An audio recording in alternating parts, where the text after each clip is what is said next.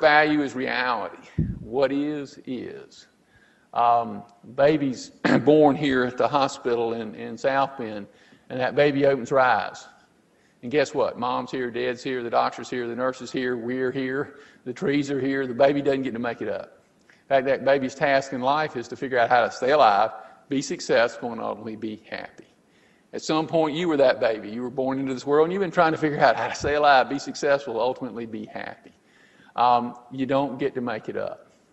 Now, one observation is while it is almost self-evident that reality just is, most people are in great resistance to that fact. Most people don't want reality to be what it is, which is a very dangerous place to be. In fact, people make three profound mistakes in regards to reality.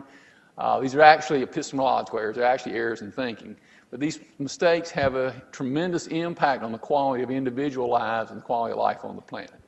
The first mistake we use a metaphor for, wishing something is so does not make it so. It's a metaphor for the ultimate psychological sin, which is the act of evasion. Evasion occurs when you're presented with some piece of information that at some level you know needs to be examined. But you refuse to examine it because it threatens something you want to believe about yourself or you want to believe about the world, so you literally don't hear it. Now, I started my career in banking as a small business lender. Number one reason that small businesses fail, the leader of that business evades. Things are going along fine in the business. Something happens in the economy, something happens at home. He doesn't want to hear about it, runs that business right in the ground. More dramatic example, Citigroup, largest financial institution in the world, hires a group of geniuses, PhDs out of Harvard, MIT, to run their affordable housing business, now subprime lending business. And long before any of us heard about the problems that were going to in the economy that happened in subprime lending, I guarantee you the geniuses in the back room of Citigroup knew something was going wrong. But what did they do? They evaded. Why did they evade? Their company was going to make less money. They were going to make less money, and they ran Citigroup right into the ground. Unfortunately, everybody evades. You evade. Your mom's, dad's, professors, friends have probably told you about some of your evasions.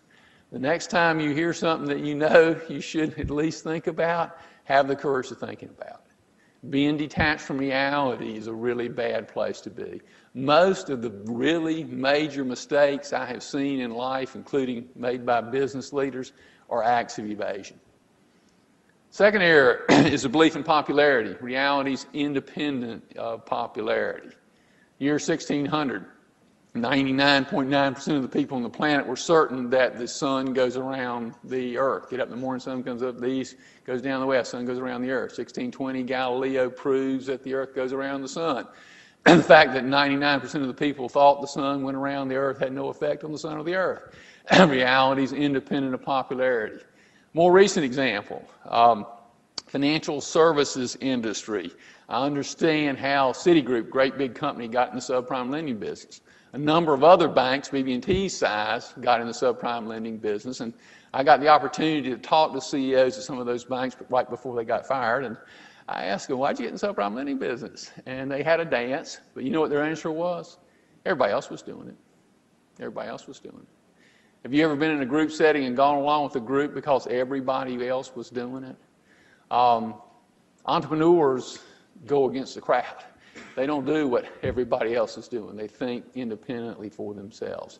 Reality is independent of popularity. The third error, and this is the trickiest error because it's a complex error, is that reality is independent of authority. I guess hopefully not stepping on too many toes. 1620, Galileo publishes his book, proves that the earth goes around the sun. The Pope, who's the intellectual spiritual leader of Western civilization, a very smart, highly educated guy, doesn't like Galileo's book. It threatens his most fundamental beliefs. He puts Galileo under house arrest, tries to destroy every copy of Galileo's book. A few sneak out, lead to Newton, lead to the Industrial Revolution. Guess what? Whether the Pope liked it or not, the earth kept going around the sun. Reality is independent of authority. More recent example, Standard & Poor's, Moody's, and Fitch, the big authorities in the financial services industry. They rate financial instruments. They did a really bad job of rating financial instruments. They rated a lot of things AAA that were F. Because of their poor rating, investors suffer trillions of dollars of losses and millions of jobs were lost. You can be pretty unhappy about Standard & Poor's, Moody's, and Fitch misrating financial instruments, but they were the authority in the financial services industry. My company avoided that problem for a very simple reason. We didn't take Standard & Poor's ratings because they said them, because they were the authority. We looked at the facts, and some of us had been in the banking business in 1990 when we had another real estate correction, and we knew that the losses that they were projecting were a lot less than had happened in 1990, so we chose not to buy those bonds. It is true that you have to rely on authorities to a degree, but you are responsible for evaluating your authorities and be sure that they can prove their arguments. Reality is independent of authority. Second value is